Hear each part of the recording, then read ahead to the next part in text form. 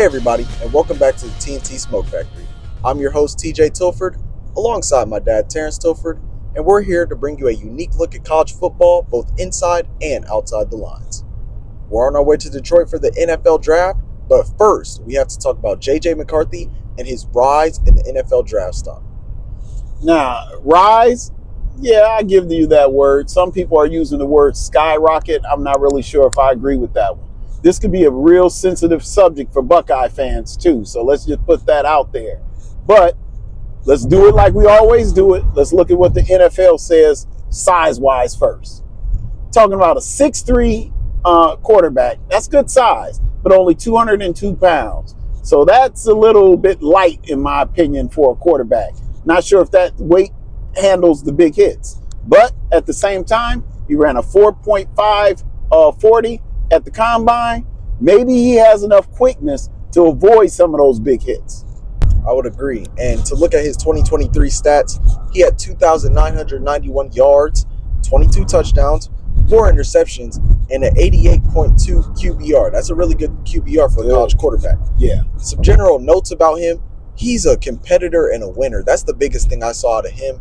You know, I look back at games like Alabama, that Rose Bowl classic, slugfest. He hung in there, competed with the SEC and got it done. Beat Ohio State 3 times as a quarterback, or 2 times as a starting quarterback. In that game against TCU, that's really where I saw that competitive edge. He did throw 2 interceptions, 2 pick sixes that game. Yeah. But he competed hard, came down to the wire, couldn't get it done. But that's when I first looked at him and was like, man, this kid has that edge. He wants to win. Now, my thing, you just jump back to the Rose Bowl just real quick.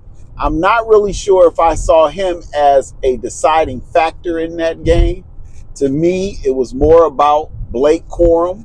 It was more about that offensive line. And then you even have a backup running back, Devon Edwards. I'm wondering how much of his stats are skewed by the fact that he had such that, those good players around him.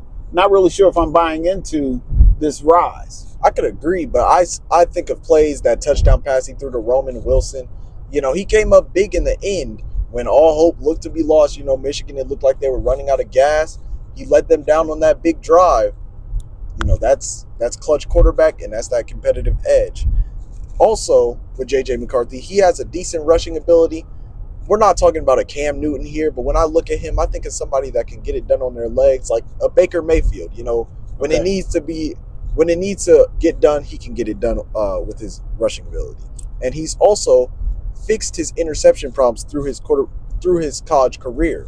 I look back at that TCU game, 2 pick sixes. That was the deciding factor between those 2 teams. Without those 2 pick sixes, they probably win that game. Bowling Green earlier this season, 3 interceptions. That's unacceptable. We can't be throwing 3 interceptions against Bowling Green. But ever since that game, he only threw 1 the rest of that 2023 season. So he finished out strong. He fixed those interception issues. Yeah, but he only threw 1 interception up until that time because he almost threw a critical one in the Rose Bowl when Caleb Downs just barely stepped out of bounds prior to leaping and making that interception, which could have really turned things for the Crimson Tide. I agree. That would have been, and that was the first drive of the game. That would have been a crucial turning point. Yes.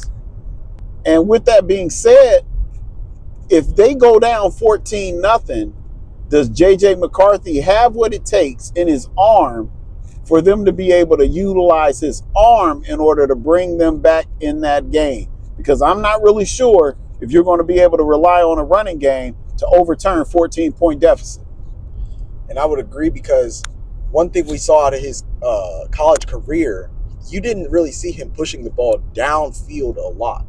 You know, he was kind of a short pass guy. So I'm not thinking of somebody that can blow the roof off with crazy arm talent, not an Anthony Richardson, something like that.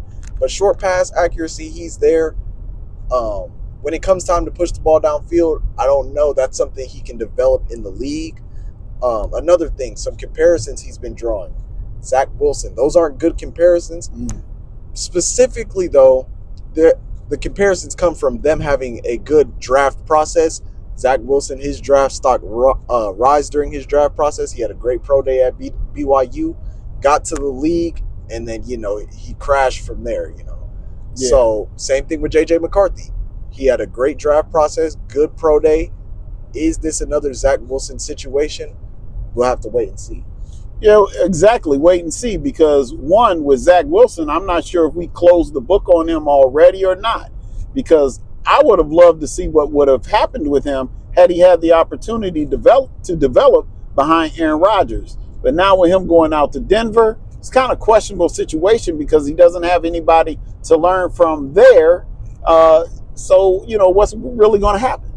So tonight, we'll be at the draft. Where do you see JJ McCarthy going? This is a tough one because you see a lot of teams needing quarterbacks. So it's going to be a lot of jockeying for a position there. However, I really don't see much movement happening. I think the best situation for him, if we look at everything remaining the same, which I believe in terms of the quarterback situation, it will. I think the draft stays in alignment with where it is. I see him going 11, Minnesota. And I would agree with you on that one. I do see him going to Minnesota, but I think Minnesota is desperate right now for that quarterback. They want to keep Justin Jefferson happy. I see them jumping into the top 5. I see Jim Harbaugh doing JJ a great favor. Minnesota trades with the Chargers, gets into that top 5. I think JJ McCarthy goes top 5 in this NFL draft. It's a good place for him. He can learn. Kevin O'Connell, he played the game of football. He played in the NFL. A lot of young talent. You got Justin Jefferson, Jordan Addison, and a good O-line. It's a place where he can be a really successful quarterback. Well, we're a few hours away from the draft. We'll be finding out soon who's right, who's wrong. We'd love to hear your guys' thoughts on this situation. Like, comment, share, subscribe as always, and we'll see you guys in Detroit.